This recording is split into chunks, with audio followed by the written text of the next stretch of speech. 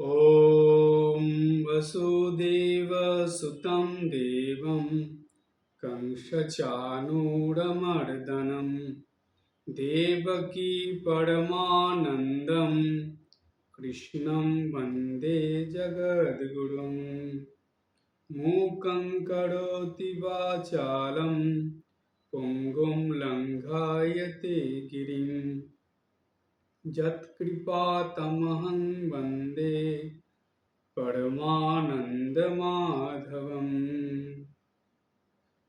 ভগবান শ্রীকৃষ্ণের চরণে অভূমি লুণ্ঠিত প্রণাম জানাই। ভগবানের মুখনিসৃত অমৃত বাণী, সেই বাণী যেই গ্রন্থে একত্রিত করা আছে সেই গ্রন্থের নাম হলো শ্রীমদ্ ভাগবত গীতা। এই গীতার প্রত্যেকটা কথাই অমৃত স্বরূপ, কারণ ভগবানের মুখনিসৃত বাণী, ভগবান এই কথাগুলো সবই উচ্চারণ করেছিলেন এবং যেহেতু ভগবানের কথা, তাই প্রত্যেকটা কথাই অমৃত। অমৃত কেন? গীতার কথা পালন করলে মানুষ অমর হয়ে যায়। অমর হয়ে যায় মানে অমর হয়ে মানে কি? এটার একটা খুব মজার ব্যাপার আছে। বেশিরভাগ মানুষই মনে করে যে অমর হওয়া মানে সে কোনোদিন মরবে না, সে বেঁচে থাকবে, বছরের পর বছর ধরে সে বেঁচে থাকবে, সে অমর হয়ে গেল। কিন্তু না, শাস্ত্রে বলা হচ্ছে এই অমরত্ব মানে হলো একটা মানুষ মরে যাওয়ার পরেও সে তো একটা দেহ ধারণ করে এসেছে। তো স্বয়ং যিনি সৃষ্টিকর্তা ব্রহ্মদেব, তিনি রাবণকে বলেছিলেন যে জন্মিলে মরিতে হবে, অমরকে কোথা পাবে। অর্থাৎ রাবণ অমরত্ব চেয়েছিল। ব্রহ্মদেবের তপস্যা করে ব্রহ্মদেবকে সন্তুষ্ট করে রাবণ বলেছিল যে আমি অমরত্ব চাই, কখনো আমি মরবো না, এইরকম বর আমাকে দিই। তো ব্রহ্মদেব রাবণের কথা শুনে হাসলেন, হেসে বললেন যে রাবণ, এই বর আমি দিতে পারবো না। কেন? বলছে কারণ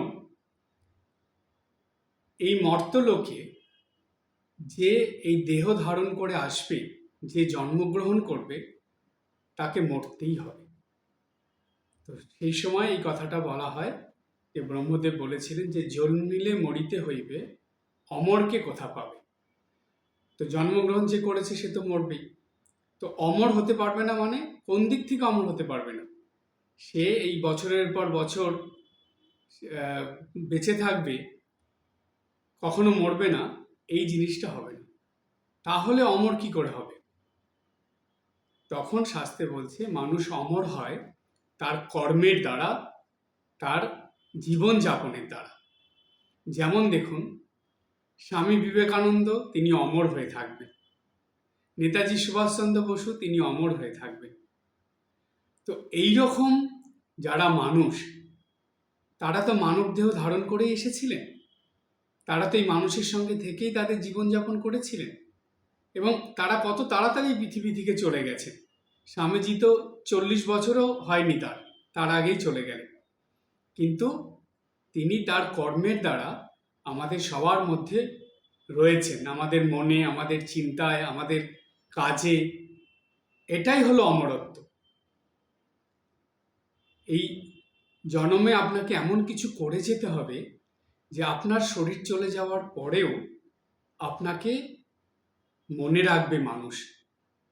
আপনাকে কি আপনার শরীরটাকে মনে রাখবে না আপনার চেহারাটাকে মনে রাখবে? তা না, এই সমাজ, এই সংসার, এই পরিবার, এই মানবগণ, তারা একটা মানুষকে কেমন করে মনে রাখে জানেন? মনে রাখে দুটো জিনিসের দ্বারা। এটা আমি খুব ছোটবেলায় আমার বাবার কাছ থেকে শুনেছিলাম যে মানুষকে মনে রাখে তার কর্মের দ্বারা এবং তার ব্যবহারের দ্বারা। এই দুটো জিনিসের দ্বারাই মানুষ অমর হয়ে থাকে। একটা মানুষের যখন শরীর চলে যায়, তখন কিন্তু সেই মানুষটার সম্বন্ধে যখন কথা হয়, তখন কিন্তু এটাই বলা হয় যে আরে উনি খুব ভালো ছিলেন, ওনার এত সুন্দর ব্যবহার ছিল ওনার, আর উনি এত ভালোভাবে মানুষের সঙ্গে মিশতেন, এই ব্যবহার নিয়ে কথা উঠবে, আর একটা হবে তিনি কি কর্ম করে গেছেন সেটা নিয়ে মানুষ আলোচনা করবে। তাই বলা হয় যে একটা মানুষ অমর হয়ে থাকে তার কর্মের দ্বারা এবং তার আচার আচরণ ব্যবহারের দ্বারা। এটাই হলো অমরত্ব। তাই দেখুন, এই কর্মের উপরে এত জোর দেওয়া হয়েছে। ভগবান নিজে এই কর্ম সম্বন্ধে এত কথা বলে গেলেন যে সেটা কর্মযোগ হয়ে গেল। অর্থাৎ ভগবানের বলা এই যে কর্মের কথা, এটাকে কেন কর্মযোগ বলা হলো? প্রশ্ন আসে মনে। এটা তো কর্ম বলা যেতে পারত, শুধু কর্ম, কিন্তু তা না বলে কর্মযোগ কেন? কারণ ভগবান যে কর্মের কথা বলেছে সেই কর্মের দ্বারা মানুষ সেই ঈশ্বরের সঙ্গে বা ভগবানের সঙ্গে নিজেকে যুক্ত করতে পারে, নিজে যুক্ত হতে পারে। তাই এই যে যোগসূত্র, সেই জন্যই এটা বলা হচ্ছে কর্মযোগ, কর্মের দ্বারা ভগবানের সঙ্গে যোগ।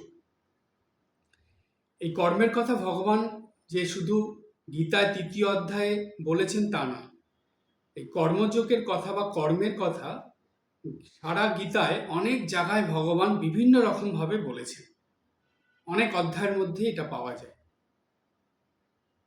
এই ৩য় অধ্যায় কর্মযোগের পরে যখন ৪র্থ অধ্যায় শুরু হচ্ছে, তখন সেটাকে বলা হচ্ছে জ্ঞান যোগ। কেন কর্মের পরে জ্ঞান আসলো? কারণ কর্ম তো প্রত্যেক মানুষকে করতেই হবে। সে শিক্ষিত হোক, অশিক্ষিত হোক, সে বিদ্বান হোক, সে মূর্খ হোক, যেমনই মানুষ হোক না কেন, কর্ম তাকে করতেই হবে। কর্ম ছাড়া কোনো মানুষের জীবনযাপন হয় না। তো কর্ম যে করতে হবে, কর্মের পরে জ্ঞানের কথা কেন বললো তাহলে? কারণ এই কর্মের সঙ্গে যদি জ্ঞানটা মিশ্রিত থাকে, যদি জ্ঞান কর্ম কিভাবে করব সেইটা জেনে নিয়ে যদি কর্ম করে, তাহলে সেই কর্ম সেই মানুষটাকে কি করে? মানুষটার কর্মকে অনেক ভালো কর্মে পরিণত করে দেয়। কেন? মানুষ যদি না জেনে কর্ম করে, তাহলে তার কর্মের মধ্যে খারাপ, অশুভ বা পাপ এগুলো এসে যায় বা এগুলো থাকে।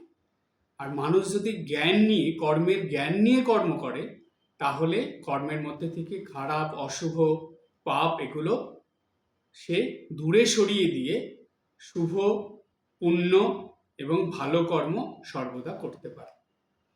তাই এই জ্ঞানযোগে ভগবান কিন্তু কর্মের কথা থেকে সরে যাননি, তিনি সেই কর্মের কথাই জ্ঞানযোগেও বলছেন।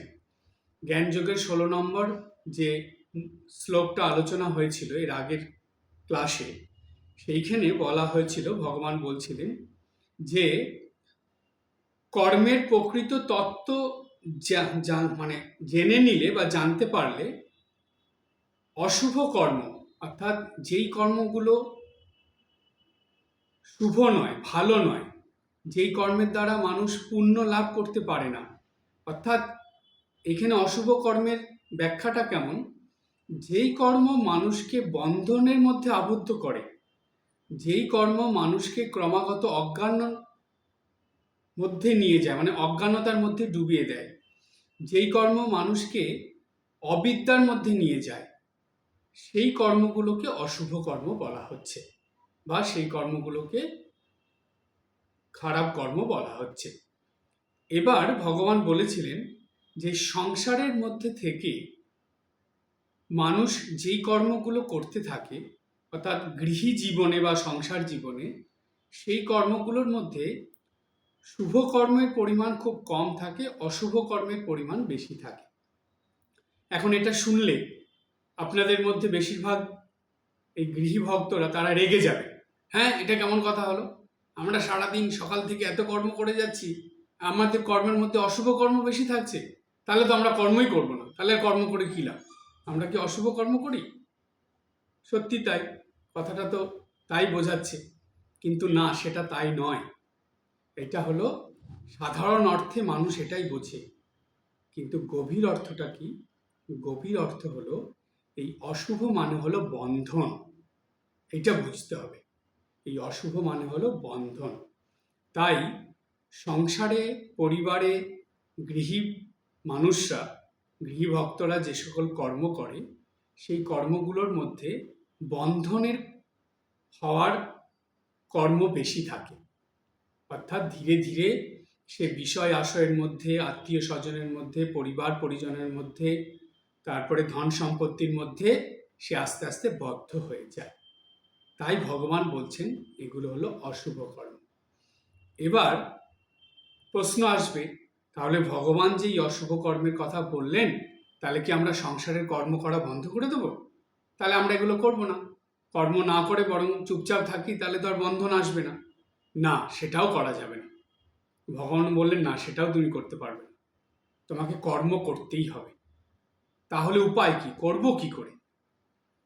তখন ভগবান খুব সুন্দর একটা কথা বললেন অর্জুনকে। অর্জুনের দ্বারা সমগ্র মানব জাতির উদ্দেশ্যে ভগবান বললেন কর্মণ হি অপি বদ্ধব্যম বদ্ধব্যম চ বিকর্মণঃ অকর্মণঃ চ বদ্ধব্যম গহনা কর্মণ গতিঃ। কি সুন্দর কথা দেখুন।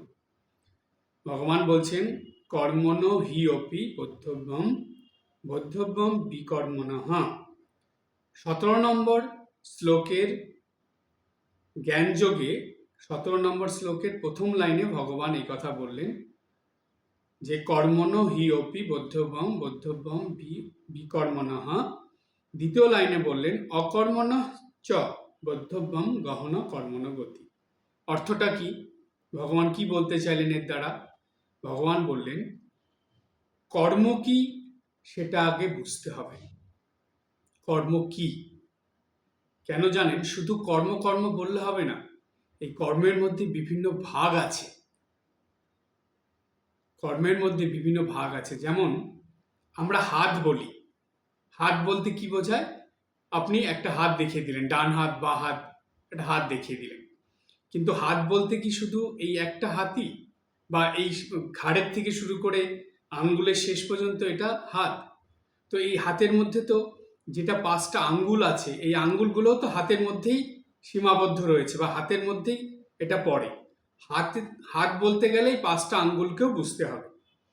ঠিক তেমনি কর্ম বলতে গেলে কর্মের মধ্যে 3টে ভাগ আছে, সেই 3টে ভাগকে বুঝতে হবে। কর্ম মানে শুধু একরকম কর্ম নয়, সেটা ভগবান বলে দিচ্ছেন। দেখুন 3টে ভাগ কি কি, কর্মের কি থাকে। ভগবান বললেন যে কর্ম কি সেটা আগে ভালোভাবে বুঝতে হবে। তারপরে কি বুঝতে হবে? হচ্ছে কর্ম বোঝার পর, এটা প্রথম গেল এক কর্ম, দ্বিতীয় বুঝতে হবে বিকর্ম। বিকর্ম মানে হলো অশুদ্ধ কর্ম।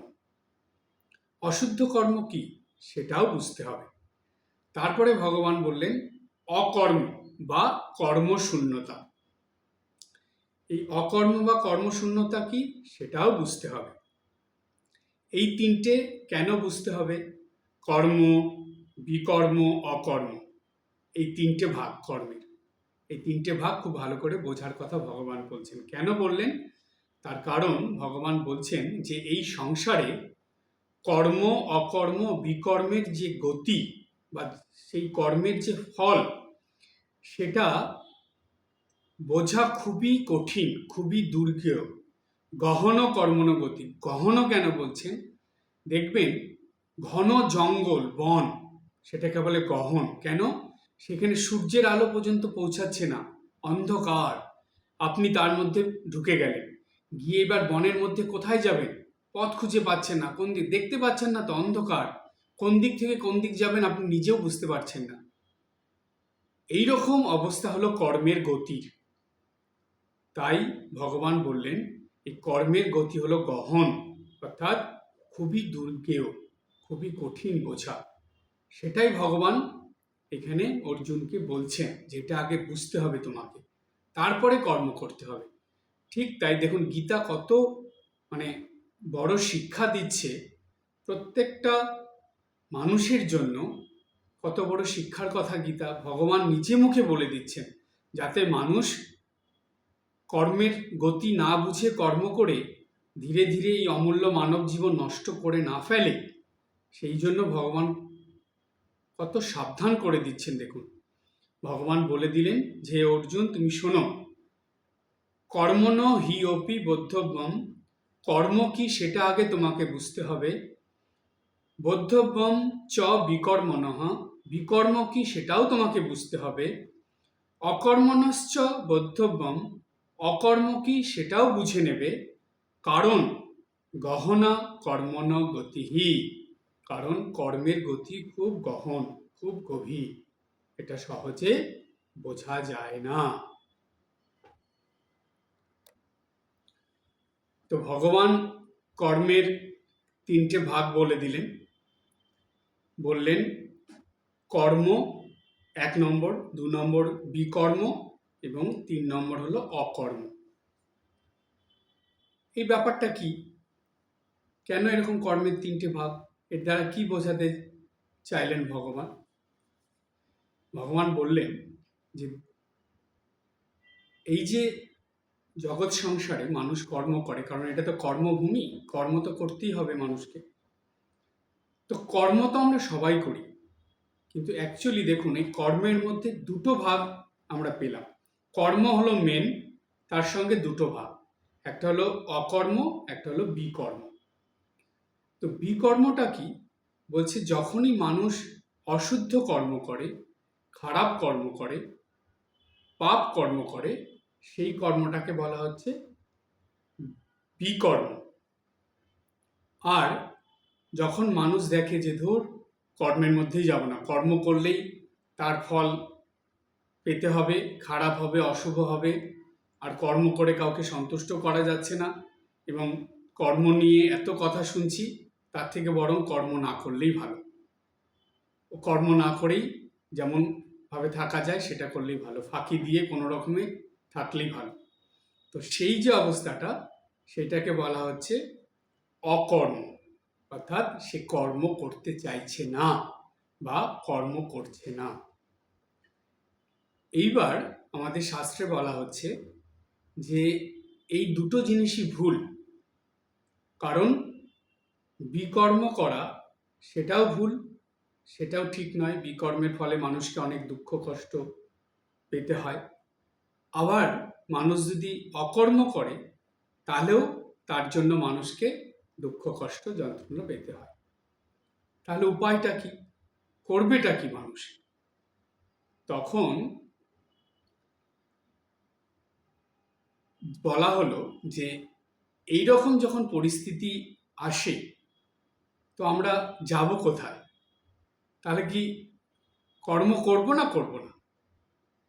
এর উত্তর এই কলিযুগে, এটা তো দাপর যুগে ভগবান এসে বলে গেলেন, এবং এর সমস্যার সমাধান আমরা পেয়ে গেলাম খুব সহজভাবে।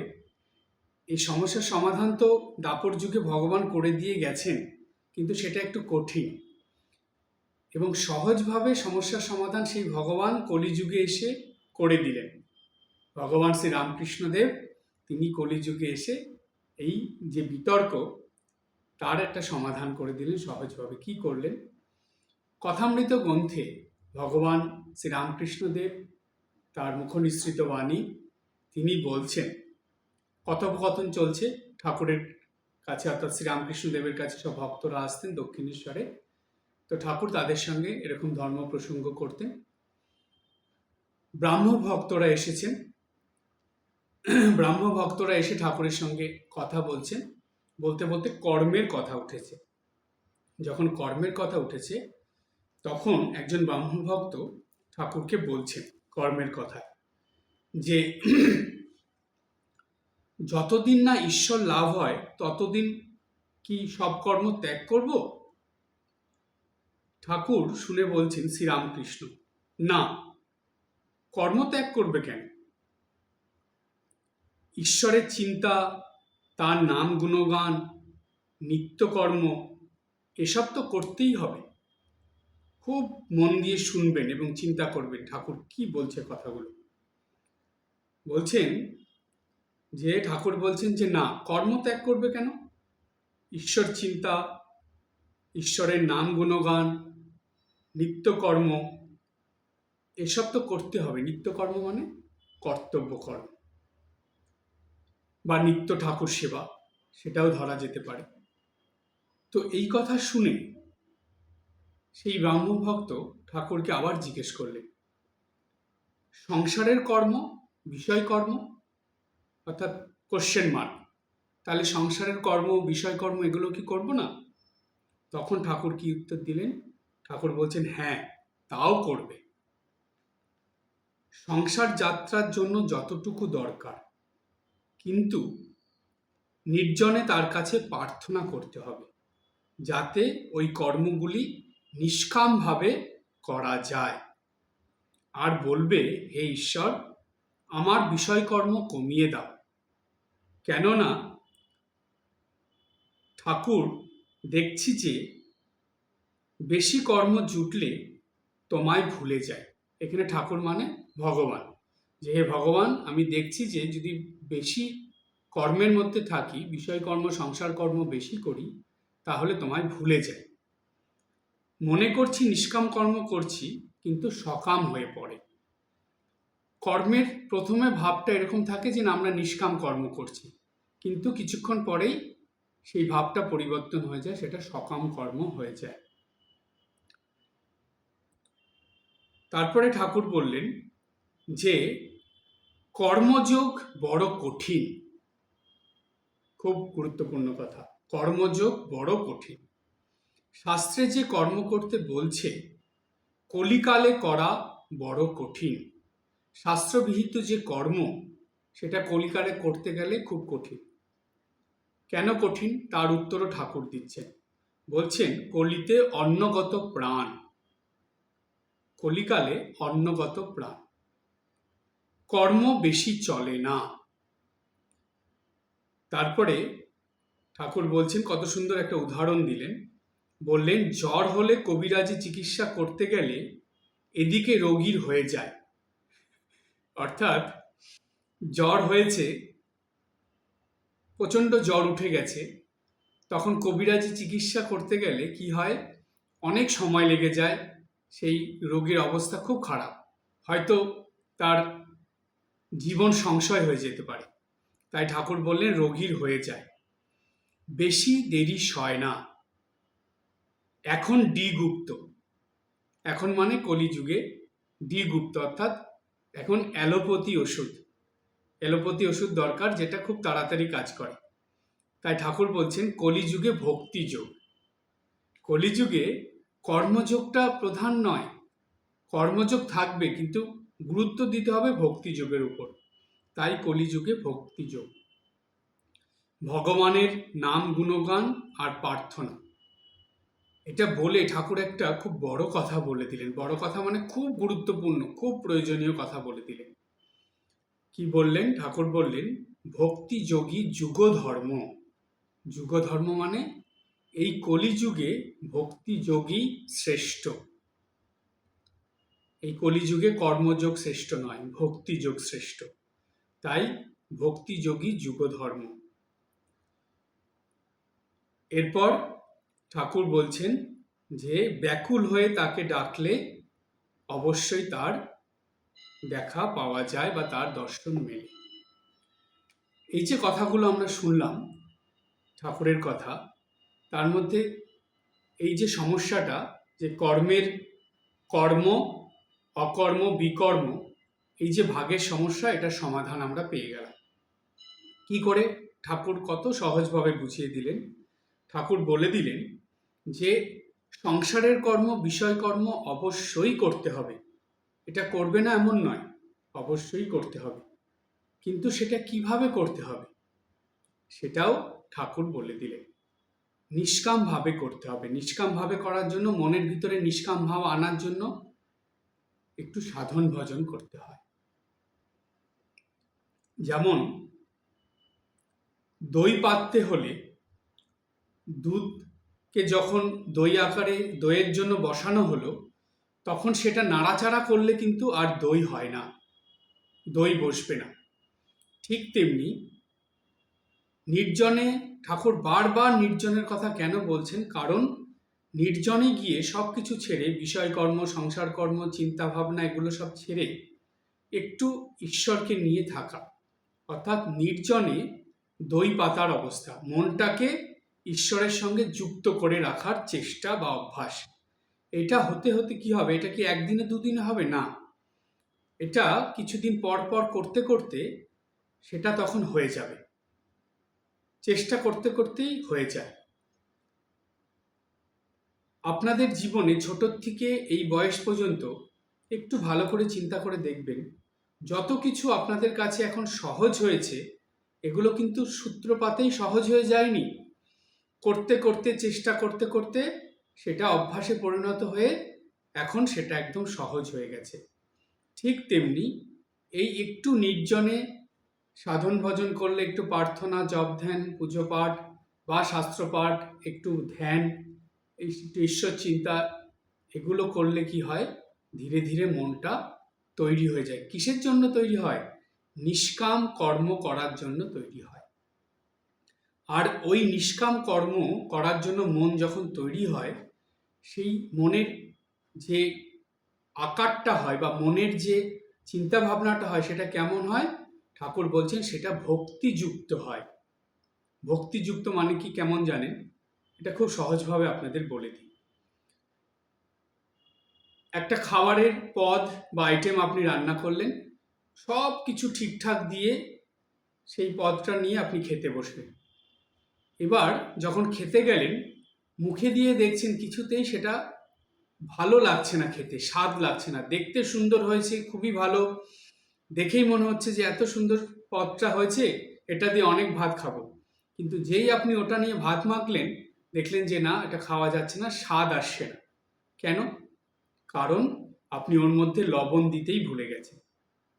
তো লবণ ছাড়া একটা সবজির যেরকম অবস্থা হয়, একটা পদের যেরকম অবস্থা হয়, ঠিক তেমনি ওটা যেমন বেস্বাদ হয়ে যায়, ঠিক তেমনি ভক্তি ছাড়া কোনো কর্ম সেটা অকর্ম হয়ে যায়। সেই কর্মটা আর কর্ম থাকে না, তার আগে একটা চলে আসে, তখন সেটা অকর্ম হয়ে গেল। তাই ভক্তিযুক্ত হয়ে নিষ্কাম ভাব নিয়ে কর্ম করলে তবেই সেটা শুদ্ধ কর্ম হয়, আর সেটা ছাড়া সেটা অকর্ম বা অশুদ্ধ কর্ম হয়। সেই কারণে দেখুন ঠাকুর কি সুন্দর বললেন যে নিত্যদিন ঈশ্বর চিন্তা, ঈশ্বরের নাম গুণগান এবং ঈশ্বর সেবা, এই তিনটে কাজের কথা কিন্তু ঠাকুর বলে দিলেন। তারপরে সংসারের কাজ, বিষয়ের কাজ বলছে হ্যাঁ সেটাও করবে, অবশ্যই করবে, কিন্তু এগুলো তার সঙ্গ করে করবে, অর্থাৎ এগুলোও কর্মের মধ্যে রাখবে নিত্যদিন। তার মানে এদিক ওদিক দুদিক রেখেই কর্ম করে চলবে, তাহলে কর্মগুলো আর অকর্ম বা বিকর্ম হবে না। আর এগুলো যারা করে না, অনেক মানুষ আছে ধুর এত কর্ম করি, সেই কর্ম করে কিছু আর কর্মফল ভালো পায় না, যতই করো না কেন কথা শুনতেই হবে, যতই ভালো করো তারা কথা শোনাবেই। এই রকম মনোভাব যখন চলতে থাকে তখন তারা কি ভাবে যে ধুর আর কর্মই করবো না, যা যা পাচ্ছে করুক গা, আমার কি দরকার, আমি কিছু করবো না। না, এটাও ঠিক নয়, এটাও ভুল। তাই কর্ম করতে হবে, কিন্তু সেটা এই পদ্ধতি অবলম্বন করে করতে হবে। কোন পদ্ধতি? কলিযুগে ঠাকুর বললেন ভক্তিযোগী যুগ ধর্ম। এই কলিযুগের যুগ ধর্মই হলো ভক্তিযোগ। তাই ভক্তিযুক্ত হয়ে বা ভক্তি মনে রেখে আপনাকে কর্ম করতে হবে। আর ভক্তি মনে রেখে কর্ম করতে গেলেই আপনাকে নিত্যদিন ঘুম থেকে উঠে সবার আগে সাধনা আরাধনা দিয়েই নিত্যদিনের কর্মের পথ তৈরি করতে হবে বা কর্মের পথে চলতে হবে। দিনের শুরুতে সাধনা আরাধনা দিয়ে কর্ম শুরু এবং দিনের শেষে সাধনা আরাধনা দিয়ে কর্ম শেষ। আর সারাদিনে যখন যখন সময় পাবেন এই ভক্তি যোগের মধ্যেই কর্মের করে চলতে হবে। এটা করলে সকল কর্মই আপনার শুদ্ধ কর্ম হবে, পূর্ণ কর্ম হবে। তা না হলে কিন্তু এই অকর্ম বিকর্মের মধ্যে পড়ে এই অমূল্য মানব জীবন নষ্ট হবে। মনুষ্যত্বের থেকে দেবত্বে পৌঁছানোর কথা শুভ কর্ম করে, ভক্তিযুক্ত হয়ে কর্ম করে, কিন্তু সেটা না করলে এই মনুষ্যত্বের থেকে আরো নিচু স্তরে চলে যেতে হবে। সুতরাং এখন থেকে যখন কর্ম করবেন এই গীতায় বলা ভগবান শ্রীকৃষ্ণের কথাটা মনে রাখবেন এবং সেই সঙ্গে ভগবান শ্রীরামকৃষ্ণ দেবের কথাও মনে রাখবেন। এই দুটো মনে রেখেই নিত্যদিনের কর্ম করে জীবনযাপন করবে, তাহলেই সব কর্ম শুদ্ধ কর্মে পরিণত হবে। আজকে এই পর্যন্ত। সবাই ভালো থাকবেন, হাসি খুশি আনন্দে থাকবেন। ওম শান্তি শান্তি শান্তি। হরি ওম তৎসৎ। শ্রীরামকৃষ্ণার্পণমস্তু।